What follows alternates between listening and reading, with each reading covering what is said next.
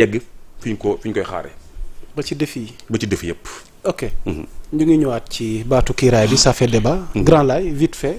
Le nom kiiraay ñenn ñi ñu ngi ciy indi débat sémiologique wala sémantique par rapport ak baat bi wolof la ndax li muy firi réellement kiiraay la protection la kiirlaay la ñu waroon a wax wala kiiraay la mu mel ni obstacle wala ombrage noo déggee baat boobu. waaw d'abord je ne remets pas en cause d'abord nga bàyyi ma les propos de monsieur Ba. de monsieur Ba allez-y tenu si ki nga xam moo di président Diomaye. du tout je remets pas en cause.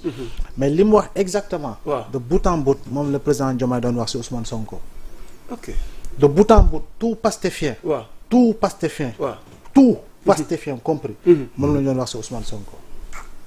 je pense que li mu seedal Diomaye nii. li mu seedal Diomaye. moom la Diomaye doon wax si doon seedal Ousmane Sonko. et man personnellement. waaw je peux le dire pourquoi. waaw allez-y. étant journaliste en 2016 bi may def un portrait sur Ousmane Sonko yaa ngi dégg je le connaissais pas je l'avais jamais vu un peu 2016 ou 2017. bi may interrogé Bassirou Diomaye Faye actuel président. même chose yi la ma waxoon. ok bi may interrogé Birame Souleye Diop parce que seen numéro dañ ma wax am ko mu ko joxoon contact. bi mu leen woowee moom la ma wax. bi ma interrogé Waly Diouf Bodian. même chose la ma wax ak ñeneen ñoo xam ne ils étaient autour parce que c'était un portrait que je faisais. comme en son temps j'avais fait le portrait sur feu Boun Abdallah Dionne. ñu ma interrogé ay nit yu ko jege woon.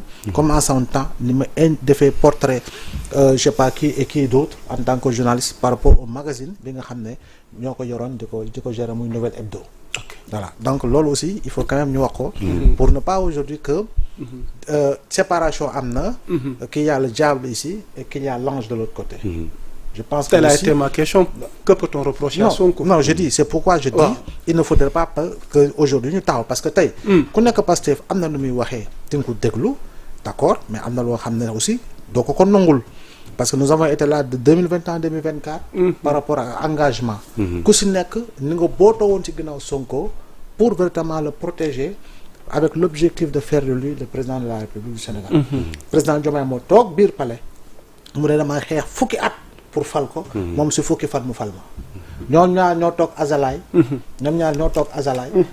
yaa ngi dégg Ousmane ne ko moom mii si wàll boppam moo ne bu ñu politique waroon boole c'est-à-dire que ma bàyyi politique parce que am na doom bu mu la tuddee kon boog aujourd'hui comme ni ñu ko waxee nous sommes dans la dans la politique il y a véritablement par moment la lourdeur sémantique il y a par moment certains dépassements liés à la rhétorique et à sa lourdeur mais man je refuse d'être un musicien yaa ngi dégg armé d'un instrument sur le podium d'un concert de rhétorique politicienne très sincèrement parce que itamit tey xëy na tey moom laa doon tooñ sama copain sànq bu ñu caa ma ne ko waa léegi booy Ousmane bu nekk pale ba léegi xanaa léegi booy koko romb rek naa booy saa fit na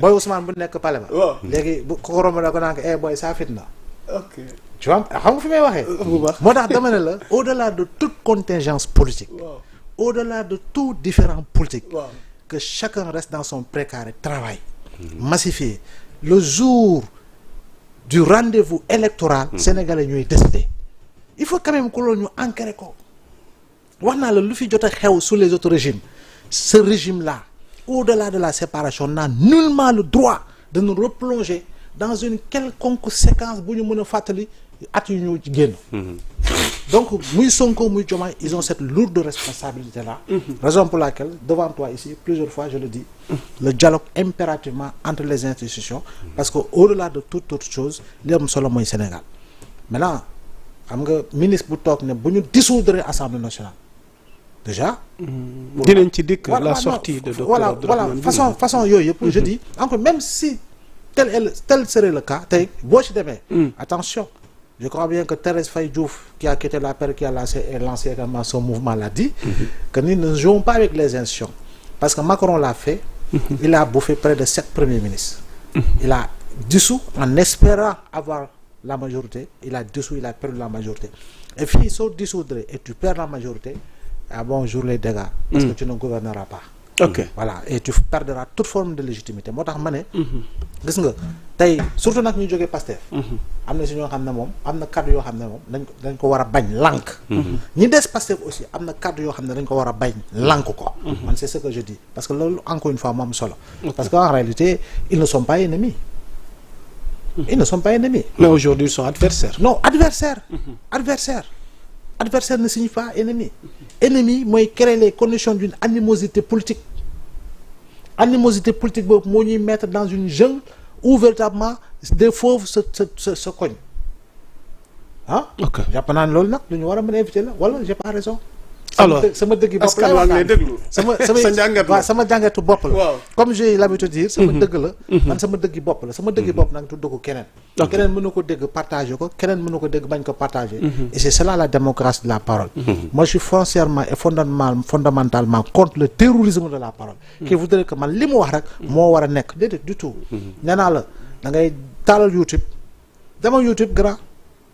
dama YouTube jàppal sëñ Hadi Touré. xaafis Quran. damal jàpp Mohamed Soudayis. nga xool am na baaraam bu def nii du mooy j'aime. du am na baaraam bu def nii du mooy je n'aime pas. am na ay nit yuy cliquer sa je n'aime pas xam nga loolu mooy fit. ok te pourtant yàlla du réagir. quand Diomaye di saa fitna du fi naanee ñeex. waaw non xam nga. noo déggee kàddu non xam nga tey mun naa man dama koy inscrire toujours.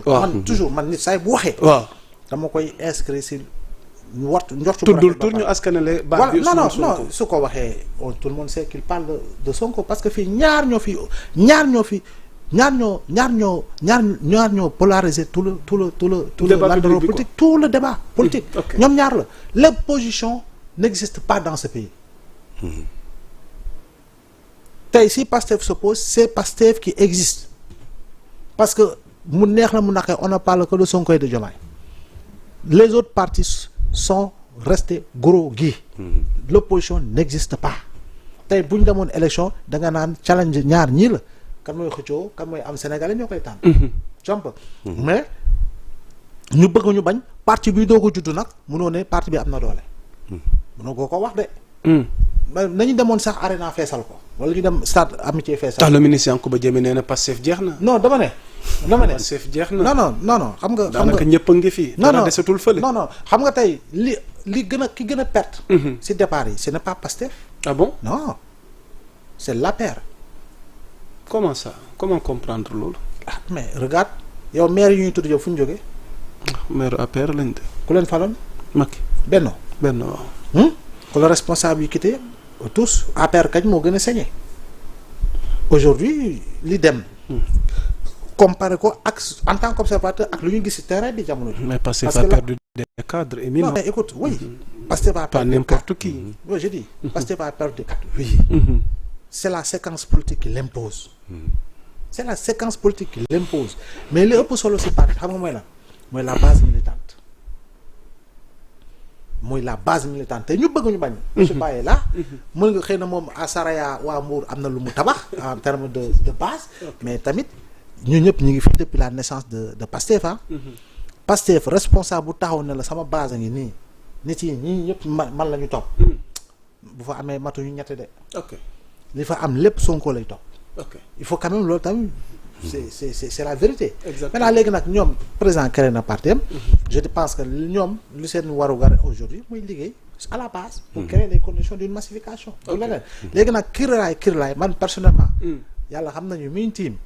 man wolof boobu sore woon na ci man. voilà j'ai dû poser des questions. j'ai cherché à comprendre. li gars yi doon andi de comme débat mais ñu bari wax nañu ni te laaj naa ko ñoo xam ne ils sont pas dans le champ politique ne non.